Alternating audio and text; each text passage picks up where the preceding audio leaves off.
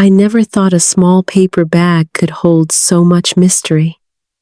But what happened to me that day changed the way I see people and myself forever. It started like any ordinary afternoon. I had just landed in a new city, full of excitement and hunger, ready to experience something new. I wanted a meal, just a simple lunch. But instead, I got a story. I would never forget a story that left me speechless, embarrassed, and strangely wiser. Let me ask you this. Have you ever been so sure you were right, only to find out painfully that you were completely wrong? Not just wrong in a small way, but so completely off that your whole version of the story falls apart in seconds? That's what happened to me. And here's the craziest part. I didn't realize it until the very end. By the time I understood what was really going on, I had already judged someone. I had already told myself a full story in my mind about what she was doing, who she was, and why I thought she was wrong. But she wasn't. The mistake was mine. What would you do if someone started eating your food right in front of you without saying a word? Would you speak up? Would you stay quiet and watch, trying to understand what's happening? Or would you make up your own version of the truth just to stay calm? I lived that moment, and it taught me more about patience, assumptions, and self-awareness than I ever learned in a classroom. In today's video, I'm going to share that story with you, but I'm not just telling it for entertainment. I want you to listen closely, because hidden inside this strange and funny misunderstanding is a powerful lesson not only about life, but about learning English. Yes, this is a lesson in language, but it's also a story about human nature, about how we see the world, about how our minds can trick us, and how sometimes the truth is sitting right in front of us, but we don't see it until it's too late. So, if you've ever made a mistake while learning English, if you've ever said the wrong word, misunderstood something, or felt embarrassed, I promise, you're going to relate to this story. You'll laugh. You might cringe. And hopefully, you'll learn something that will stay with you. Before we dive in, I want to ask for your support. If you find value in stories like this, stories that help you learn real English while exploring real emotions, please hit that subscribe button.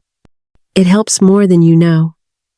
Your support is what keeps this channel going and allows me to create more stories with purpose, clarity, and heart.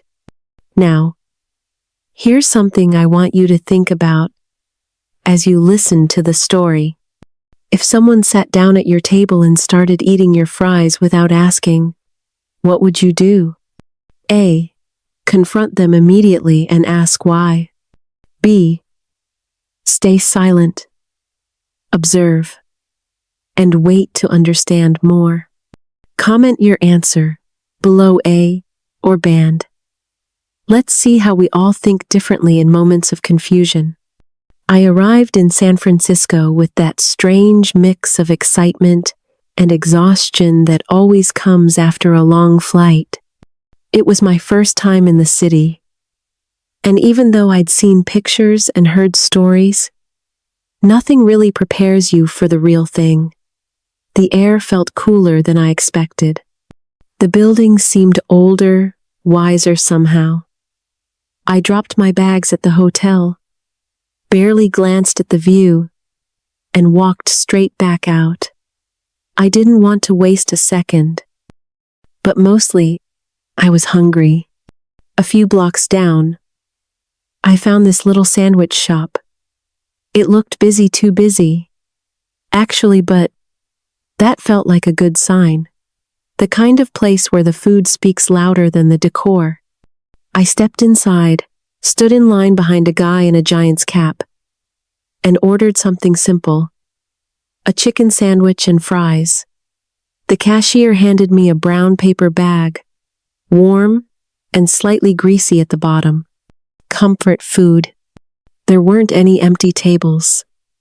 I scanned the room, pretending not to care, but I was already too far past, casually hungry, and heading straight into "don't mess with me" territory. Then I saw her. An older woman, neatly dressed, silver hair tucked under a navy scarf. She sat alone at a two-person table near the window, sipping something from a cup. I asked if I could sit. She nodded without much expression, and I took the seat across from her. It was quiet. Not awkward, but definitely not friendly. We didn't speak. I opened my bag and took out my sandwich. I placed the fries between us, like it was just a practical move space management. I started eating, and then she reached over, calmly, silently, picked up a fry, and ate it. I blinked. What just happened?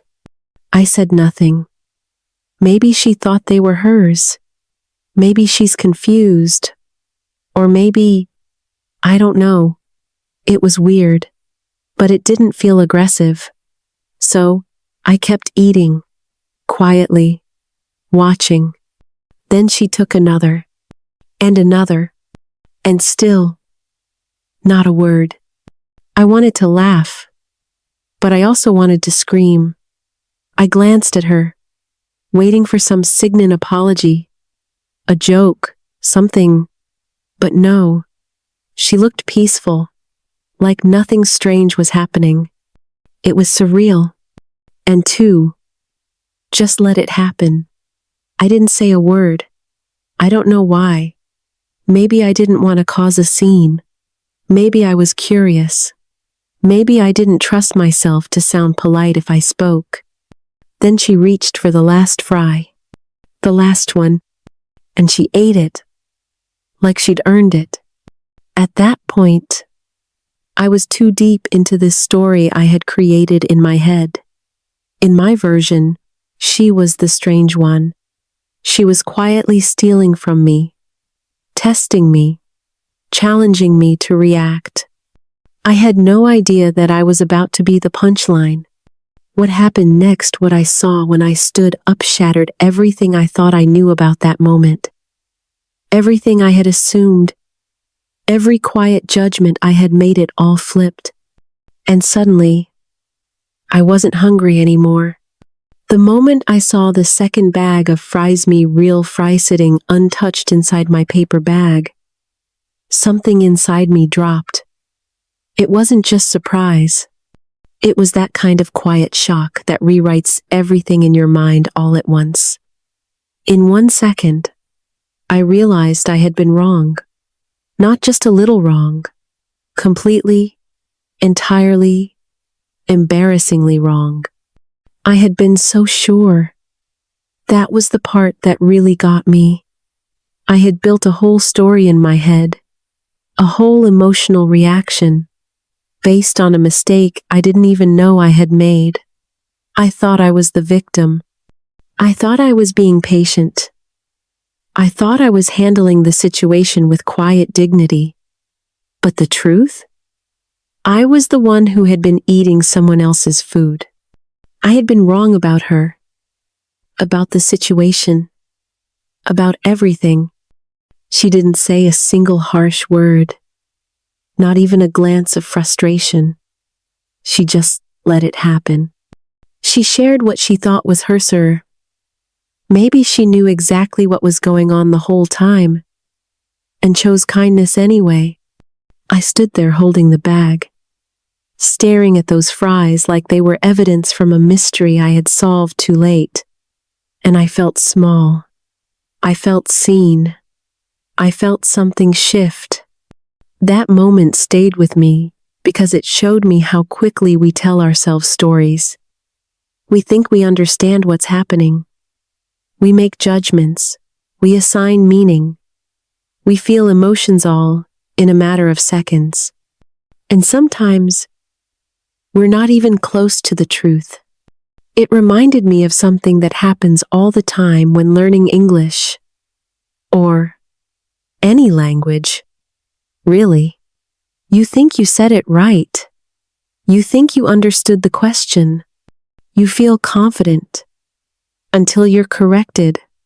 Or someone laughs. Or the meaning doesn't come out the way you intended. And suddenly you feel exposed. Embarrassed. Maybe even a little foolish. But here's what I learned from that bag of fries. Mistakes don't make us weak. They make us real. They make us learners. And if we let them, they make us better. You can spend your energy trying to be perfect. Or you can open yourself to the possibility of learning. One of those paths leads to progress. The other leads to fear. That older woman, she didn't get upset. She didn't shame me. Her grace gave me the space to see the truth for myself. And that's the kind of grace I try to give myself now, especially when I mess up. Because learning, whether it's about people or language or life, will always include mistakes. That's not a problem. That's the process. And the sooner we embrace that, the faster we grow. After that experience, I found myself thinking differently about the way I use language. Not just what I say, but how I say it, how words feel in my mouth, how they sound when I hear them, and what they do when they land in someone else's ears. I realized that language isn't just rules and grammar. It's rhythm, emotion, timing. It's noticing the small phrases people use when they're not trying to be impressive, just real. That's why I love learning through stories like this one. They give us something far more valuable than vocabulary lists. They give us language in motion. They show us how people actually speak, how emotions shape our words, and how context brings meaning to even the simplest expressions. After that day in San Francisco, I started paying more attention to the little phrases we often overlook. The ones that native speakers use without thinking. The kind that tell you where someone's from, what mood they're in, or how they see the world. And I began to collect them, like puzzle pieces, because once you notice them, you start to hear them everywhere. I remember when I first noticed how often people say put down. Like, I put my bag down, or she put her phone down. It sounds so simple, right? But it tells a story. It describes an action, a moment, a choice. And the more you practice saying it out loud, in your own voice, the more natural it becomes. Then there's go out. Such a short phrase, but it opens the door to dozens of stories. I go out for coffee. We went out last night. It's freedom, movement, social life all packed into 2 words. And don't forget, take out. That one's a chameleon. Take out the trash. Take out your phone. We got takeout for dinner. It adapts to whatever moment you're in. And it's everywhere once you start looking. Even a simple phrase like, "What is going on here?" carries weight. It's curiosity, frustration, surprise all, depending on your tone. Practice it softly, then sharply. Try it when you're confused, and again when you're amused. Let your voice explore it. These are the kinds of expressions I now pay attention to, not because they're fancy, but because they're real. They're the building blocks of everyday conversation. And when you repeat them, when you shadow them with your own voice, something incredible happens. You stop sounding like someone learning English and start sounding like someone living in English. So I started speaking out loud more often, in the car, in the kitchen, while doing laundry. I'd repeat the sentences I heard. I'd copy the rhythm, the pauses, the sighs. I didn't worry about sounding perfect. I just wanted to sound human. That's the magic of shadowing. It doesn't just teach you words, it teaches you presence. It teaches you timing. It helps you carry the music of English in your own voice and make it yours. Looking back, I think the moment that stayed with me the longest wasn't when I realized my mistake. It was what happened after. I stood there, still holding the bag of untouched fries, and for a second, I felt like I didn't know who I was anymore.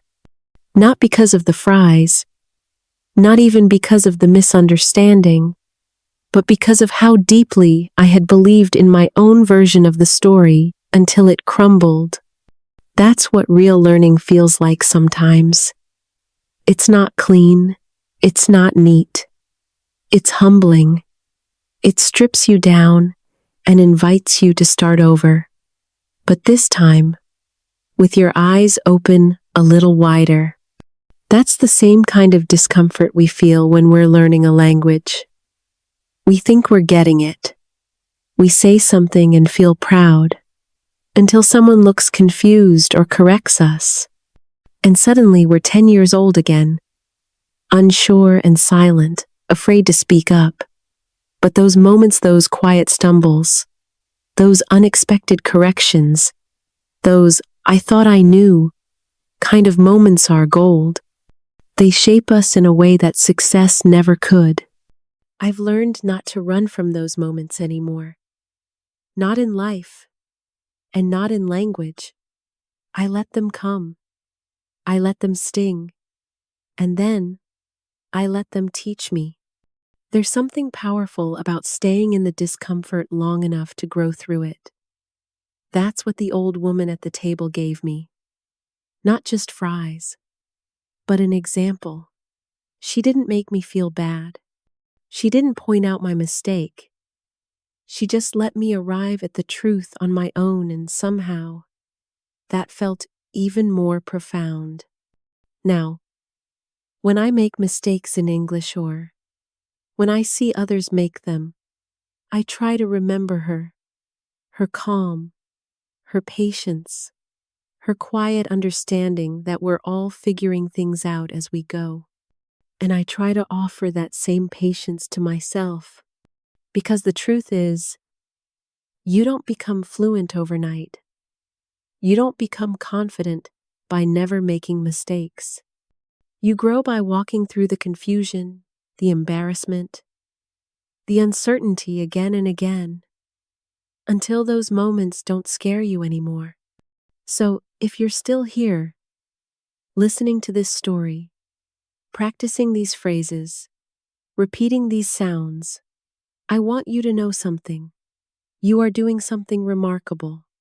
You're learning in the most human way possible through emotion, through story, through trial and error. Keep going, even when it's frustrating, even when it feels slow, because every sentence you speak is a step forward. Every mistake is proof that you're showing up. Every time you shadow a phrase, every time you choose to listen just a little more carefully, you are building something real. And one day, maybe without even noticing it, you'll say something out loud clearly, confidently, and realize that English no longer feels like something outside of you. It feels like part of who you are. That's what this journey is about. Not perfection, Not performance, but progress, persistence, presence. And I hope, wherever you are, you keep going. Sometimes, the biggest lessons come from the smallest moments. One simple bag of fries reminded me how easily we judge, how quickly we assume, and how humbling it is to be wrong. This story wasn't just about food, it was about self-awareness, patience, and the beauty of quiet kindness. Just like in language learning, we stumble, we misunderstand, we feel embarrassed, but those moments are where growth happens. Embrace the confusion, own your mistakes, keep showing up, because every awkward sentence, every wrong word, is bringing you closer to fluency and to understanding more than just a language. If this story moved you, inspired you, or helped you see things differently, please subscribe. Your support helps me keep creating stories that teach, connect, and truly matter.